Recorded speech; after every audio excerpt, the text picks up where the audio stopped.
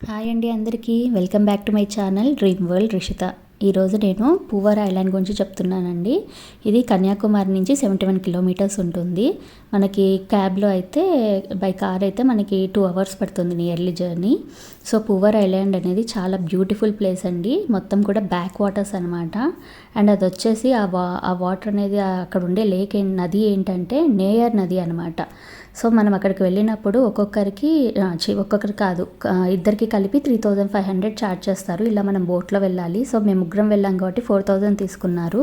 So boat రైడ్లో మనల్ని ఇలా back వాటర్స్లో మొత్తం తిప్పి చూపిస్తారనమాట. చాలా పెద్దదండి అసలు పూవర్ ఐలాండ్. మొత్తం కూడా చెట్లు, అక్కడక్కడ మనకి రకరకాల బర్డ్స్ కనిపిస్తూ ఉంటాయి, కొత్త కొత్తవి.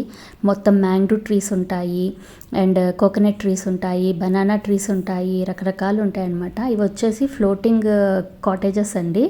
అంటే అక్కడ స్టే చేసుకోవాలనుకుంటే మనం ముందుగానే బుక్ చేసుకోవాలి. అండ్ ఇది వచ్చేసి గోల్డెన్ శాండ్ బీచ్ అనమాట.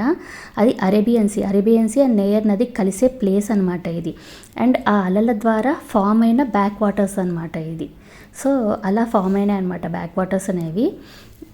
అండ్ చాలా బాగుంటుంది, బ్యూటిఫుల్ ప్లేస్. అక్కడికి మనల్ని తీసుకెళ్లారు, అక్కడి వరకే స్టాప్ చేస్తారు, ఆ లైన్ వరకే స్టాప్ చేస్తారు బోట్ని. అక్కడ లోతు ఎక్కువ ఉంటుంది కాబట్టి మనల్ని అక్కడ ఆపేసి మనల్ని ఆ బీచ్ చూపిస్తారనమాట. దాన్ని గోల్డెన్ శాండ్ బీచ్ అంటారు. అండ్ ఇది వచ్చేసి ఎలిఫెంట్ రాక్ అండి. ఈ ఎలిఫెంట్ రాక్ అనేది ఆటోమేటిక్గా అదే ఫామ్ అయ్యిందంట. సో చెప్పాను కదా, అక్కడ రెస్టారెంట్స్ కూడా ఉంటాయి, ఫ్లోటింగ్ రెస్టారెంట్స్ అనమాట. మనల్ని అక్కడ తీసుకెళ్ళి కాసేపు వదిలిపెట్టి అక్కడ మనం తినేసి వెనక్కి రావచ్చు. అండ్ అక్కడ స్నాక్స్ కూడా దొరుకుతాయి ఇలా.